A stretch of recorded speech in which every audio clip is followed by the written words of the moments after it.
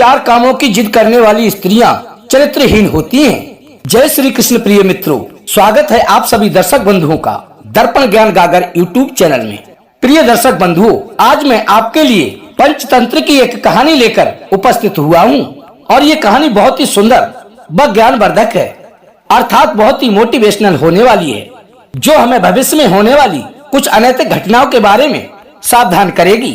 इसलिए प्रिय दर्शक बंधुओं, आपसे निवेदन है, यदि आपने अभी तक हमारे चैनल को सब्सक्राइब नहीं किया है तो प्लीज चैनल को सब्सक्राइब कर लें, वीडियो को लाइक करें, अच्छे कमेंट करें और हो सके तो अपने सगे संबंधियों व मित्रों तक वीडियो को शेयर अवश्य करें। प्रिय दोस्तों, तो बने रहें बिना स्किप किए हमारी इस वीडियो के अंत तक। प्रिय मित्रों, कहते हैं कि चाहे कोई कितना भी प्यारा क्यों ना हो, अर्थात कितना भी विश्वासी हो, उस पर भी आंखें मूंद कर विश्वास नहीं करना चाहिए। यदि आपका कोई भी कितना भी विश्वास पात्र है, फिर भी उसका छुप करके परीक्षण कर लेना चाहिए। तो आइए प्रिय मित्रों, आपका अधिक समय नष्ट न करते हुए शुरू करते हैं आज की ये कहानी। किसी नगर में एक सेठ रहता था और उस सेठ का एक पुत्र था। उसके बेटे की बहू अर्थात उसकी पुत्रवधू बहुत ही सुंदर थी। वो सेठ का पुत्र अपनी स्त्री के लिए प्राणों से भी अधिक प्रेम किया करता था। उसकी स्त्री में सुंदरता के साथ साथ एक दोष भी था। वो हर समय अपने परिवार के लोगों से लड़ती झगड़ती रहती थी। घर की रोज रोज की कलह से तंग आकर उस सेठ के बेटे ने अपनी स्त्री को लेकर परदेश जाने का निश्चय किया और उसकी स्त्री भी यही चाहती थी कि यहाँ ना रहकर परदेश में समय बिताया जाए, क्योंकि कहते हैं आजाद स्त्रियों की निडरता एकांत में बुरे आचरण के लिए सफल हो जाती है और बुरे आचरण वाली स्त्रियां परिवार से, पति से सदैव ही दूर दूर भागती हैं। इधर उस सेठ का बेटा जब अपनी पत्नी को लेकर परदेश जा रहा था तो रास्ते में एक बड़ा सा बगीचा पड़ा। उस बगीचे की शोभा बड़ी ही मनमोहक थी और उस बगीचे में पहुंचने के बाद मन को बहुत ही शांति प्राप्त हो रही थी। उसी बगीचे में एक वृक्ष की छाया में बैठकर उसकी स्त्री ने कहा, हे प्राण प्रिय, मुझे बहुत जोर की प्यास लग रही है। मैं तब तक इस वृक्ष के नीचे बैठी हूँ, तब तक तुम कहीं से पानी ले आओ। पत्नी के कहने पर वो सेठ का बेटा पानी लेने के लिए चला जाता है। इतने में क्या होता है प्रिय दर्शक बंधुओं, उस पेड़ की जड़ में से एक भयंकर काला सर्प निकलता है और उस स्त्री को डसकर उसी वृक्ष की जड़ में चला गया।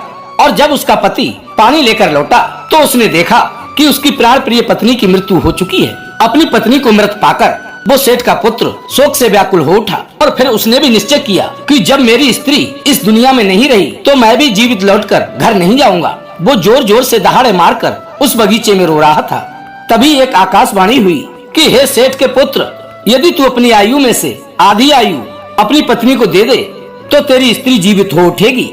उस आकाशवाणी को सुनते ही उस युवक ने पवित्र होकर आकाश की ओर हाथ उठाकर अपनी आयु से आधी आयु पत्नी को देने को कहा और इस प्रकार 3 बार कहने के बाद उसकी स्त्री जीवित हो उठी। वो सेठ का लड़का अपनी पत्नी को जीवित देखकर बहुत ही खुश हुआ, परंतु उसने ये भेद अपनी पत्नी को नहीं बताया कि वो मर चुकी थी और उसने उसे अपनी आधी उम्र देकर जीवित किया है।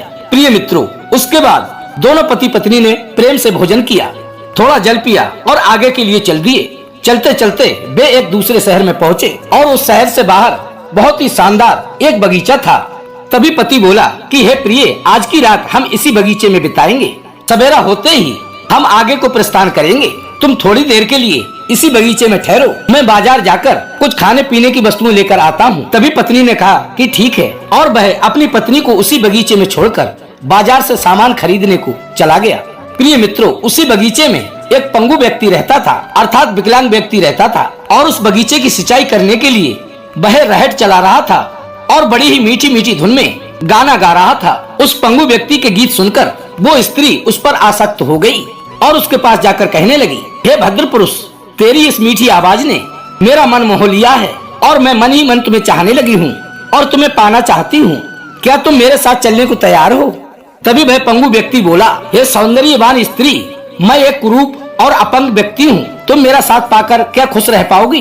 तुम्हारा पति तो बहुत ही सुंदर व अच्छा खासा है, रूपवान है, तरुण है और वह तुम्हें चाहता भी होगा, फिर तुम उसे क्यों ठुकराना चाहती हो? तभी वह स्त्री कहने लगी, होगा सो होगा, पर मैं तो अपना दिल तुम्हें दे बैठी हूँ। यदि तुम मेरी बात नहीं मानोगे तो तुम्हें स्त्री हत्या का पाप लगेगा, क्योंकि अब मैं आत्महत्या करने जा रही हूँ। प्रिय मित्रों, तभी उस दुष्ट स्त्री की बात सुनकर वो पंगु व्यक्ति बोला, हे स्त्री, यदि तुम कहती हो तो ठीक है, पर पहले तुम्हें अपने पति का साथ छोड़ना होगा, क्या तुम्हें मंजूर है? तभी वह स्त्री बोली, उसकी तुम चिंता ना करो, मैं उसे इस कुएं में धक्का देकर मार दूंगी। प्रिय मित्रों, अब तो वे दोनों उस बगीचे में मीठी मीठी बातें करने लगे। थोड़ी देर बाद उसका पति बाजार से खाने का सामान लेकर वापस लौटा और अपनी स्त्री के साथ उसी कुएं के मन पर बैठकर भोजन करने लगा। तभी उसकी पत्नी बोली, सुनो जी, थोड़ा खाना उस अपंग व्यक्ति को भी दे दो, वो बेचारा भूखा है। तभी उस सेठ के बेटे ने सोचा कि मेरी स्त्री कितनी दयालु है, उसके हृदय में कितना दया भाव है, और उसने खाने का सामान उस अपंग व्यक्ति को भी दे दिया। लेकिन वो अपनी स्त्री की दुष्ट मनसा को नहीं समझ सका। भोजन करने के बाद वो जैसे ही उठकर खड़ा हुआ, उसी समय उस स्त्री ने अपने पति को धक्का देकर उस कुएं में गिरा दिया और उस अपंग व्यक्ति को संदूक में रखकर उसे लेकर नगर में चली गई। प्रिय मित्रों, उसी शहर के राजा के सिपाहियों ने देखा कि एक सुंदर युवती एक भारी भरकम संदूक अपने सिर पर रखे चली आ रही है। जरूर ही इसमें कुछ न कुछ चोरी का सामान होगा। यही अपने मन में सोचकर राजा के सिपाहियों ने उस स्त्री से पेटी छीनकर राजा के पास ले गए। उन्होंने जब उसे खोलकर देखा तो उसमें एक हट्टा कट्टा अपंग पैरहीन व्यक्ति निकला। प्रिय मित्रों, इधर पीछे से रोती बिलखती एक स्त्री भी वहाँ आ पहुँची। तभी राजा ने उससे पूछा कि ये व्यक्ति कौन है और संदूक में रखकर तू इसे कहाँ ले जा रही थी। तभी उस स्त्री ने कहा कि ये मेरा बीमार पति है, इसके घर वाले इसे बहुत ही दुख देते हैं, इसलिए मैं इन्हें सिर पर रखकर आपके ही पास आ रही थी कि शायद राजा से कुछ मदद मिल जाए। प्रिय मित्रों, उस दुष्ट स्त्री का बनावटी रोना देखकर वो राजा बोला, आज तू मेरी बहन की तरह है, जाओ मैं तुम्हें 2 गांव देता हूँ, उन दोनों गांवों में तुम अपने पति के साथ आनंद से रहो। प्रिय दोस्तों, इस प्रकार वो दुष्ट स्त्री राजा के द्वारा दिए गए उन 2 गांव की मुखिया बन गई और उस अपंग व्यक्ति के साथ रहने लगी। और प्रिय दोस्तों, उधर क्या हुआ, भाग्यवश किसी सज्जन व्यक्ति ने उसके पति को कुएं से निकाल लिया और वह घूमते घूमते उसी शहर में पहुंच गया जहां उसकी स्त्री अपने अपंग प्रेमी के साथ गुलछर्रे उड़ा रही थी। जब उस स्त्री ने देखा कि उसका पति किसी तरह कुएं से बचकर आ गया है तो वो एकदम से भागती भागती उस नगर के राजा के पास पहुंच गई और हाथ जोड़कर बोली कि हे महाराज, मेरे पति का दुश्मन आ गया है, उसे अभी फांसी लगवा दो, वरना वो मुझे और मेरे पति को जान से मार डालेगा। प्रिय मित्रों, ऐसी कुटिल स्त्रियां बात बनाने में बड़ी ही माहिर होती हैं। वे अपने अभिनय से किसी को भी भ्रमित कर सकती हैं। राजा ने उसके कहने पर उस साहूकार के बेटे को मारने का आदेश दे दिया और सिपाही लोग उसे पकड़ लाए और उसे फांसी पर लटकाने के लिए चल दिए। तभी वह युवक बोला कि हे राजन, आप मुझे बेशक मार देना, मैं तो वैसे भी मरा हुआ हूँ, जिसका घर छूट जाए और स्त्री बदचलन हो जाए, जिसका भरी सभा के बीच अपमान हो जाए, ऐसे लोग स्वयं को मरा हुआ समझते हैं। लेकिन मरने से पहले मैं अपनी एक चीज इस स्त्री से वापस चाहता हूँ। यदि आप वास्तव में धर्मपरायण राजा हो तो मैंने मार्ग में इसे जो चीज दी है, मेरी वो चीज इससे वापस दिलवा दो। प्रिय मित्रों, उस युवक की बात सुनकर राजा बोला, हे बहन, तुमने जो कुछ इससे जाने अनजाने में पहले कुछ लिया हो वो उसे लौटा दो। तभी वह स्त्री कहने लगी कि हे महाराज, मैंने इससे कुछ भी नहीं लिया है, फिर भी आप कहते हैं तो मैं आपकी संतुष्टि के लिए इससे ली हुई चीज इसे वापस करती हूँ। बीच दरबार में जल का लोटा लेकर उसने 3 बार कहा कि मैं त्रिमाचा भरती हूँ कि इसने जो कुछ मुझे दिया है वो मैं वापस करती हूँ। प्रिय दर्शक बंधुओं, उस स्त्री के इतना कहते ही उस स्त्री के प्राण पखेरु उड़ गए और उसकी वहीं पर मृत्यु हो गई। ये सब देखकर पूरा दरबार सन्न रह गया। राजा भी हैरान था। तभी राजा ने पूछा, ये क्या हुआ और ये कैसे हुआ। तब उस लड़के ने सारी कहानी बताई कि ये स्त्री मेरी बिहाता पत्नी थी, घर में रोज कलह कलेश करती थी और मुझसे बार बार परदेश चलने की जिद किया करती थी। रास्ते में इसकी मृत्यु हो गई। मैंने अपनी उम्र में से आधी उम्र इसे देकर इसे जीवित किया और बगीचे में मैं इसे रोककर खाने पीने का सामान खरीदने शहर चला गया। इसी बीच में इसने इस अपंग व्यक्ति से मित्रता कर ली और जब मैं लौटकर आया तो इसने मुझे धक्का देकर कुएं में गिरा दिया और इस अपंग व्यक्ति को अपने साथ लेकर शहर में चली आई। आज मैंने इसे दी हुई अपनी आधी आयु वापस ले ली। प्रिय दोस्तों, इस प्रकार की कुटिल स्त्रियों को स्वतंत्र छोड़ना मनुष्य की सबसे बड़ी मूर्खता होती है। जो स्त्री अन्य पुरुषों के साथ रहती है और सामने रहकर अन्य पुरुषों से बातचीत करती है, उसे दुष्ट समझना चाहिए।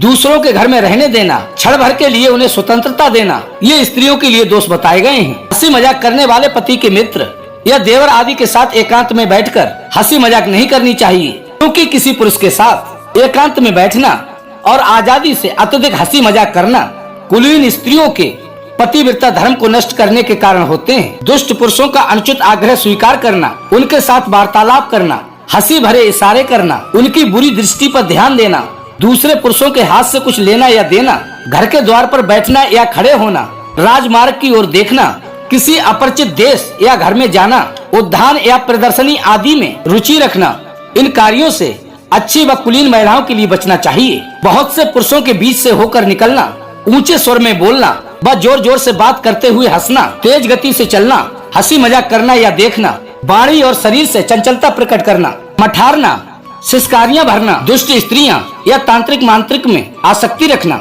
ये भी कर्म सुशील स्त्रियों के लिए त्याज्य है। इस तरह के आचरण तो दुष्ट व बदचलन स्त्रियों में पाए जाते हैं। प्रिय दर्शक बंधुओं, एक बात ध्यान रखना, स्त्री यदि इन 4 कामों की जिद करे तो समझ लेना कि वो चरित्रहीन है। पहला, अकारण ही पति को परदेश में रहने के लिए विवश करे। दूसरा कारण, जो अपने पति की इच्छा के बिना उसे घर से बाहर भेजे। तीसरा कारण, जो स्त्री पति और परिवार से अलग होकर अकेले ही बाहर घूमने की जिद करे। चौथा कारण, जो पति की आर्थिक स्थिति को ना देखे और अपने शौक के सामान खरीदने की जिद करे। उनके ये लक्षण बताते हैं कि वो 100% चरित्रहीन है या हो सकती हैं। प्रिय दोस्तों, ये वीडियो नारियों का अपमान व उनके सम्मान को ठेस पहुंचाने के लिए बिल्कुल भी नहीं है, बल्कि समाज में कुछ अच्छी महिलाएं इनके जाल में फंसकर दूषित हो जाती हैं और ये स्त्रियां अपने रंग में उन्हें भी रंग लेती हैं। इसलिए ये वीडियो उनके लिए सावधान करने के लिए है। तो प्रिय दर्शक बंधुओं, कैसा लगा आज का हमारा ये वीडियो? यदि अच्छा लगा हो तो वीडियो को लाइक करें, चैनल को सब्सक्राइब कर लें, अच्छे कमेंट करें और हो सके तो अपने सगे संबंधियों